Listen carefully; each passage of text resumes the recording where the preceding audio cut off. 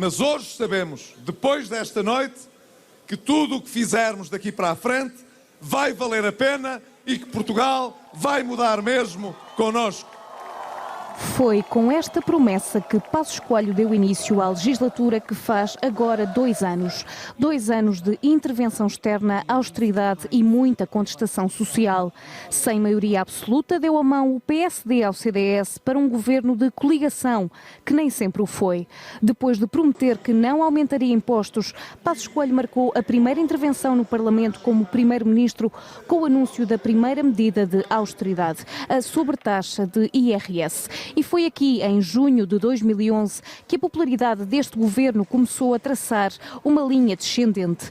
Poucos meses depois, Passos Coelho anuncia ao país a suspensão do subsídio de férias e de Natal aos funcionários públicos e pensionistas. Enfrenta a terceira greve conjunta da CGTP e UGT, para poucos meses depois assinar com a mesma UGT o acordo tripartido em concertação social. Um acordo que depois João Proença ameaçou tantas vezes rasgar. Completavam-se 6 meses de governo e a lista de austeridades já contava com aumentos nos transportes públicos, portagens nas SCUT e mais IVA na restauração.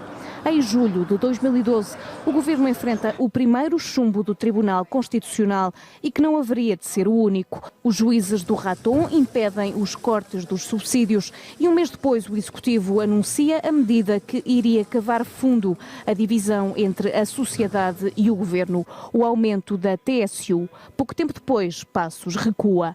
Um mês passado e entra em cena Vítor Gaspar para anunciar o enorme aumento de impostos. Segue-se a contribuição extraordinária sobre as pensões e o corte de um subsídio à função pública e pensionistas. No final do ano e no final de contas, o governo falha todas as metas orçamentais e com o orçamento para 2013 vem o novo chumbo do Constitucional. Em resposta, Passos anuncia uma série de medidas destinadas a poupar de forma permanente mais de 4 mil milhões de euros, o valor da tão falada reforma do Estado que vai afetar sobretudo a função pública e pensionistas. Sr. Primeiro-Ministro, registro 2 coisas: que não respondeu à minha pergunta e que fugiu a dar explicações ao país sob o argumento de que algo é técnico demais para podermos discutir a democracia. Sobre a minha pergunta, eu perguntava-lhe porque é que decidiu pagar os swaps e não pagar os subsídios. Por uma razão simples, porque o argumento que o seu governo deu para não pagar os subsídios no mês que eram devidos, em junho aos trabalhadores da função pública, em julho aos pensionistas e reformados, o argumento que o seu governo deu foram as metas do déficit trimestral.